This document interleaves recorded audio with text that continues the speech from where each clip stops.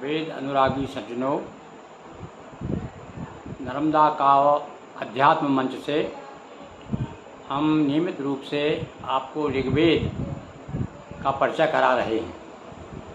आज ऋग्वेद प्रथम मंडल का 14वां सूक्त आपके सामने प्रस्तुत है। इसके ऋषि मेधातिथि हैं, देवता विश्वदेवा हैं, छंद गायत्री। सुनिए।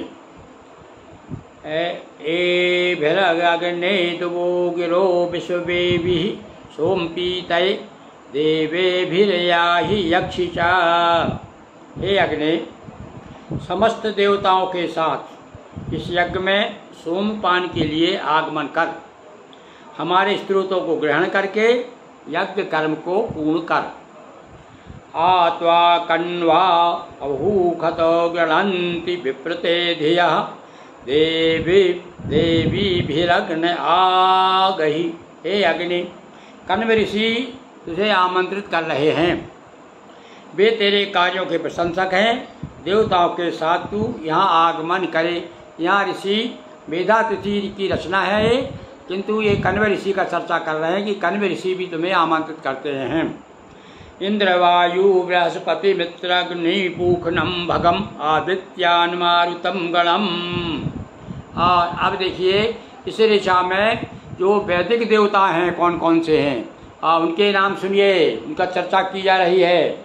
इंद्र, वायु, बृहस्पति, मित्र, अग्नि, पूषा, भग, आदित्यगण एवं मरुदगण आदि देवताओं को हम यज्ञशाला में बुलाते हैं। आदि कहा, इसके अलावा और भी देवता हैं जो कि यज्ञशाला में ऋषि लोग आमंत्रित करते रहते हैं। प्रावो भ्रियंत इंद्रवो मत्सरा मादिष्णवः द्रप्सा मध्वच्छमूषद। हर्षित करने वाला है मधुर सोमरस, कूट पीस कर छान शोधित करके अग्नि के निमित्त चमस आदि पात्रों में रखा हुआ है।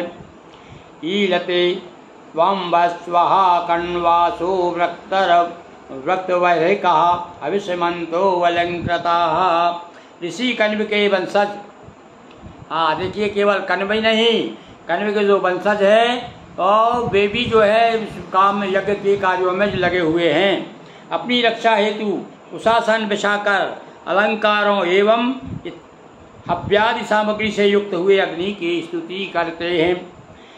धृतपृष्ठा मनोयुजो ये त्वा वहन्ति वन्यः आदेवान् सोमपीतये। अत्यंत दीप्तिमान पृष्ठभाग वाले, इच्छा मात्र से ही रथ में जुड़ जाने वाले। देखिए, इच्छा करते ही घोड़े रथ में जुड़ जाते हैं। ये भी क्या है, मंत्र की शक्ति है।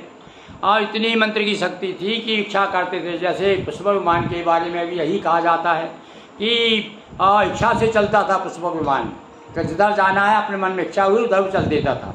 ऐसे ही घोड़े भी आकर के जुड़ जाते। देखिए, सोमपान के निमित्त है अग्नि, तू देवताओं को लेकर यहाँ आगमन करे। यहाँ पर अग्निदेव को बुलाया जा रहा है, पर अकेले नहीं। और ऋषि प्रार्थना करता है कि आप समस्त देवताओं को साथ में आइए। घृतपृष्ठा मनोयुजो ये त्वा वहन्ति वन्यः आदेवान् सोमपीतये। अत्यंत दीप्तिमान पृष्ठभाग वाले, इच्छा मात्र से ही रथ में जुड़ जाने वाले अश्वों द्वारा सोमपान के निमित्त आइए। तान यजत्रामृता विधो अग्ने पत्नी वत्स्कृति मध्वा सुजन्न पायया। यज्ञ को समृद्ध एवं शोभायमान करने वाले देवताओं को सपत्नी इस यज्ञ में आमंत्रित करने वाले अग्नि, तू उन्हें मधुर सोम का सेवन कराने वाला हो। यानी तेरे माध्यम से ही देवता लोग सोम का पान करें। और वो भी देखिए, यहाँ पर केवल देवताओं अकेले नहीं, क्या कहा है, देवताओं को सपत्नीक, पत्नी सहित देवताओं की पत्नी भी साथ साथ में आए, उनका भी आवाहन है। ये यजत्रा ये इज्यास्ते ते पिबन्तु जिह्नया मधोरग्ने स्वटकृति। हे अग्नि, पूजन और स्तवन किए जाने योग्य जो देवता हैं, वे यज्ञ में तेरी जिह्वा से मधुर सोमरस का पान आनंद के साथ करें।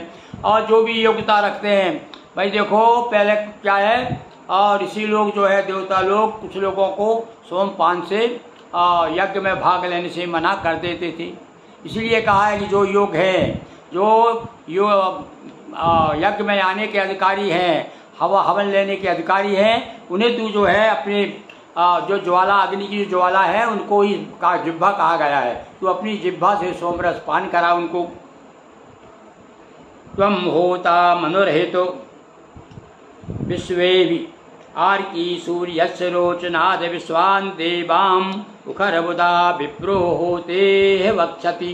प्रातः काल में जागने वाले विश्व देवताओं को सूर्य रश्मियों से युक्त करके हमारे पास लाने वाले, यानी सवेरे सवेरे जब सूर्य उगता है, सूर्य की रश्मियाँ जब पड़ के आलोकित हो जाते हैं लोग, उस समय का वर्णन करते हैं कि प्रातः काल जब लोग जाते हैं, ऐसे ही विश्व देवताओं को जो कि प्रातः काल सूर्य की रश्मियों से प्लावित होकर के आलोकमान हो जाते हैं, उन्हें तू साथ लेकर के आए, हमारे पास तू लाता है। हे अग्नि, तू मेधावी और होता रूप है। यहाँ इसको भी, अग्नि को भी होता बता दिया है।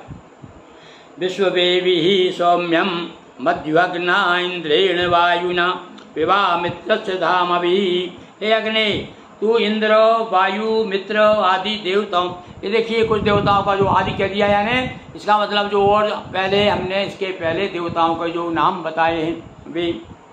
त्वं होता मनोरहितो अग्ने यज्ञेषु सीदसि सेमं नुवद्वरं यज।